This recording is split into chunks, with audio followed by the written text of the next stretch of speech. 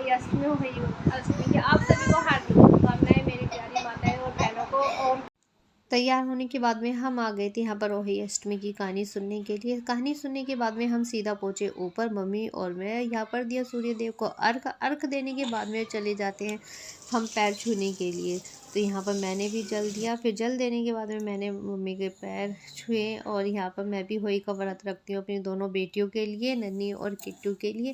भाई ज़रूरी नहीं है बेटा हो तभी व्रत रखे। फिर हम आ गए थे बीबी के पास। हाँ सही, हाँ तो यहाँ पर भी आशीर्वाद दे रही है। भाई चाची भी आ गई, मम्मी भी आ गई, सब अपना कहानी सुनने के बाद में तो बीबी के पास में आ गई। अब बीबी दांत लगाएगी जब जाके आई। नन्ही तैयारी कर रही है जल देने की। नन्ही पकड़ी मैं अम्मा के पास। जल जाएगी रखा तू ना। अब बीबी दांत लगाई, कह रही अब बना। हाँ बेटा आ गई। अच्छा सही है। नन्ही तो यही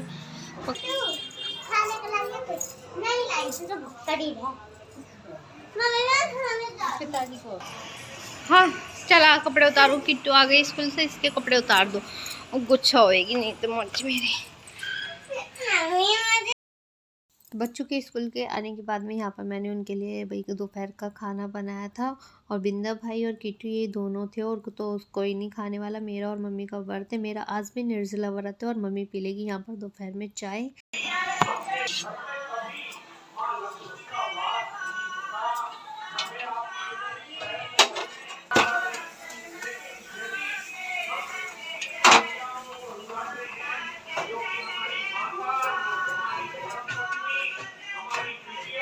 दोपहर का खाना बनाने के बाद में फिर मेरी यहाँ पर शाम की तैयारी चल जाती है। तो शाम का खाना बनाया, फिर यहाँ पर मैं और बच्चे बैठ गए पूजा करने के लिए। पूजा करने के बाद में मैंने यहाँ पर मम्मी को दे दिया था। मैं होली का भी मम्मी को ही देती हूँ और करवा चौथ का भी मम्मी को ही देती हूँ खाना पूछ कर। तो फिर यहाँ पर ऊपर आ गए थे, तारा निकल गया था तो तारे को हमने देखकर अर्घ दिया। उसके बाद में यहाँ पर फोटो खिंचाए। और जो हम चावल लेते हैं हाथ में, मैं भाई जो जल रहता है उसके आगे ही अर्घ में उनको वो सिलाती हूँ। और फिर यहाँ पर फोटो होने के बाद में कार्तिक का महीना चल रहा है, उसकी भी पूजा करनी थी। आ रही ना बढ़िया।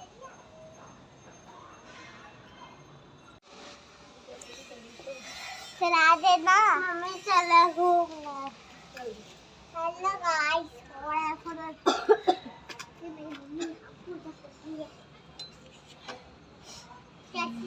चलो अहोई अष्टमी का व्रत, जिसे अहोई आठे भी कहते हैं, हर साल कार्तिक मास के कृष्ण पक्ष की अष्टमी तिथि को रखा जाता है। इसमें महिलाएं अपनी संतान के लिए होने वाली प्रमुख कथाएं और आरती। अहोई अष्टमी के दिन राधा कुंड में स्नान करने की भी मान्यता है कि इस दिन राधा कुंड में स्नान करने से भक्तों की हर सच्ची मनोकामना पूर्ण हो जाती है, जीवन में सुख समृद्धि आती है और निसंतानों को संतान सुख भी मिल जाता है। पौराणिक मान्यताओं के अनुसार राधा कुंड का संबंध भगवान श्री कृष्ण और राधा रानी से जुड़ी एक अत्यंत पवित्र कथा से है। कहा जाता है कि जब श्री कृष्ण ने अरिष्टासुर नाम के दैत्य का संहार किया